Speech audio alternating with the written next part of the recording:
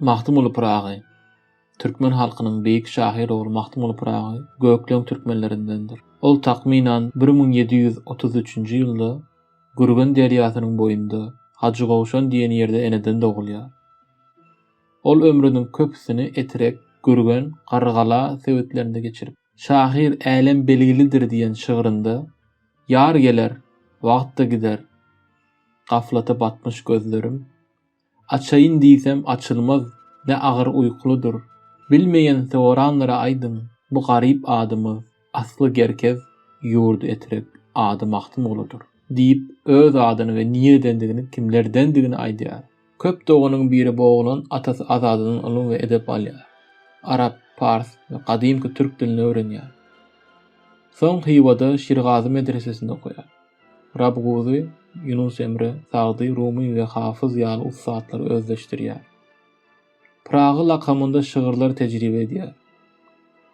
Nedir Şah, Ahmet Şah, Durrani, Ağa Muhammed Şah, Gajar ýaly hökümdarlaryň siýaset we hereketlerinden maglumatly, diwany juda meşhur onuň mälim bolan 700 şygyryndan 200 takmini halk aýdym.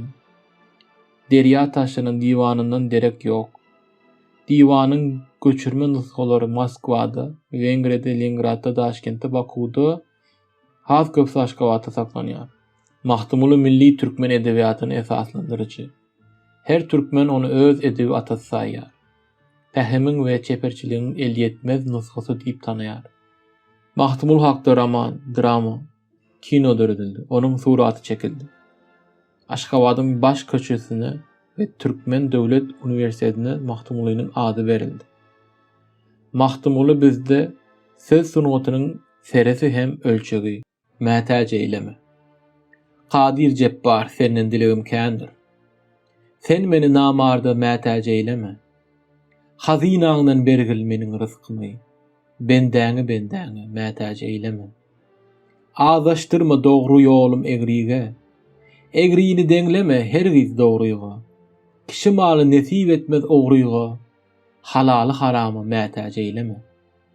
Namart köprüsünden ölsem geçmezmen. Kerwen bolsam halaly işden gaçmazmen. Elinden bir käse şerap içmezmen. Sag elim sol ele mätäje eyleme. Ýagşy niýet senden dilegim köpdür. Ajy sözler dilden çykan bir okdur. Doganyň dogana bahasy ýokdur. Agany iniýe mätäje eyleme. Mahtumulu hakdan dile baryn. Diler bolsaň dile öz imanyny. Awat eyle iki gözüm nuruny. Sağ gözüm sol gözü mätäje eyleme.